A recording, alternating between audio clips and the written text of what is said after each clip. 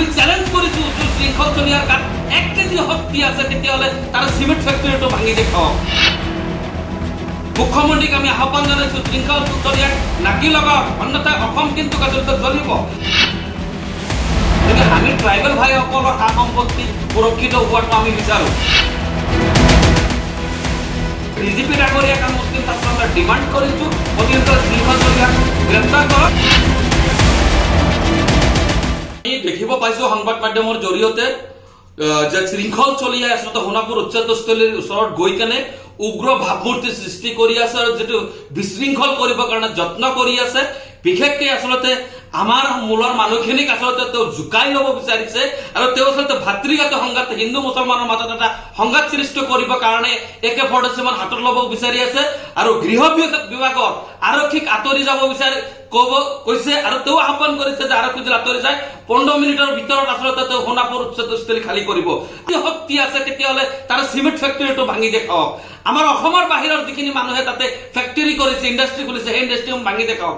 এটা টিন পাত ভাঙি দেখাব পাৰিলে শৃংখল চলিয়াক আমি চেলুট মাৰিম। গতিকে এইবোৰ অভদ্ৰ আমি বন্ধ কৰিব লাগে। শৃংখল চলিয়াক মুখ্যমন্ত্ৰীক আমি আহ্বান জানাইছো শৃংখল চলিয়াক নাকি লগাওক, অন্যথা অসম কিন্তু কাজত জ্বলিব আৰু তাৰ কাৰণে দায়ী কিন্তু শৃংখল চলিয়া আৰু অসম চৰকাৰ হ'ব।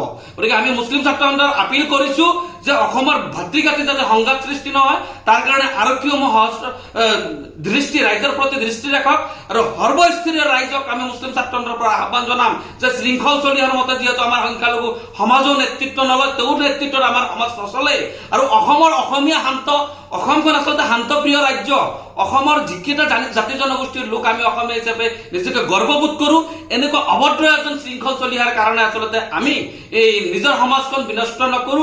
আমাৰ ভাতৃঘাতী সংঘাত যাতে নালাগে তাৰ প্ৰতি আমি সকলো স্তৰৰ ৰাইজক আচলতে আমি আহ্বান জনাম আৰু সোণাপুৰৰ যিখিনি আচলতে অবৈধভাৱে দখল কৰি আছে, যিবোৰ ইণ্ডাষ্ট্ৰী আছে, এই ইণ্ডাষ্ট্ৰীসমূহ যেতিয়ালৈকে আচলতে তাতে থাকিব তেতিয়ালৈকে কিন্তু ট্ৰাইবেল বেলেন্স ব্লক আচলতে কেতিয়াও সেফটি নাপায়। গতিকে আমি ট্ৰাইবেল ভাইসকলৰ সা সম্পত্তি সুৰক্ষিত হোৱাটো আমি বিচাৰো। কিন্তু আমাৰোতো ভূমিৰ অধিকাৰ আছে, আমাৰোতো নিজৰ সাংবিধানিক অধিকাৰ আছে। ভূমিৰ অধিকাৰ যেহেতু আমাৰ আছে, আমাৰ ভূমিহীন লোকক অতি শীঘ্ৰে আচলতে ভূমি দিয়াৰ ব্যৱস্থা হওক। তাৰপিছত য'ত য'ত আচলতে চৰকাৰৰ মাটি লগা আছে, আমাৰ বসতি আছে, আমি সেই বসতি এৰি দিম। কিন্তু যেতিয়ালৈকে আমাৰ ভূমি প্ৰদান নহয়, আমাৰ মাটিৰ পাট্টা নহয়, তাৰ আগত যাতে অসম চৰকাৰে এই অমানৱীয় উচ্ছেদ বন্ধ কৰে। কিন্তু এতিয়ালৈকে আমি দেখিব নাপালো যে ৰাজ্যৰ মুৰব্বী আচলতে মুখ্যমন্ত্ৰীয়ে আমাৰ সোণাপুৰত আৰক্ষীৰ যি বৰ্বৰতাত শিহুৰ পৰা আৰম্ভ কৰি আচলতে বৃদ্ধলৈকে যিখিনি মানুহৰ শাৰীৰিকভাৱে ক্ষতি হ'ল, আচলতে সা সম্পত্তি গ'ল, তাত কিন্তু এজনক কেবিনেট মন্ত্ৰীক পৰিদৰ্শন কৰা আমি দেখা নাপালো, মুখ্যমন্ত্ৰীয়ে পঠাব নোৱাৰিলে। গতিকে এইখন চৰকাৰ আচলতে মুছলমান বিৰোধী চৰকাৰ। মুছলমানক শেষ কৰিবৰ কাৰণে তেওঁলোকে ষড়যন্ত্ৰ ৰচি আছে। চাৰ্কুল অফিচাৰে যি ডাটা দিছে সেই ডাটাখন ইতিমধ্যে সামাজিক মাধ্যমত ভাইৰেল হৈছে, মই পুনৰাই ক'ব নিবিচাৰো। গতিকে এয়া যে ৰহস্য গোন্ধ পাইছো আমি, এয়া উচ্ছেদ আচলতে মুছলমানক শেষ কৰাৰ উচ্ছেদ চলিছে। আচলতে ট্ৰাইবেল বেলেন্স ব্লকৰ নাম লৈ কিনে আচলতে ট্ৰাইবেল ভাইসকলৰ লগত আমাৰ এটা অমিল কৰাৰ কাৰণে এটা যত্ন লৈছে বিজেপিয়ে। গতিকে এনেকুৱা কুচক্ৰান্ত আৰু এনেকুৱা কুৰাজনীতিৰ পৰা বিজেপি নেতৃত্বাধীন চৰকাৰখনে আঁতৰি আহক। ভাতৃত্ববোধৰ সমাজ এখন কৰাৰ কাৰণে মুখ্যমন্ত্ৰীক আমি আহ্বান জনাম আৰু শৃংখল চলিয়াক ইমিডিয়েট আচলতে গ্ৰেপ্তাৰ কৰিব লাগে।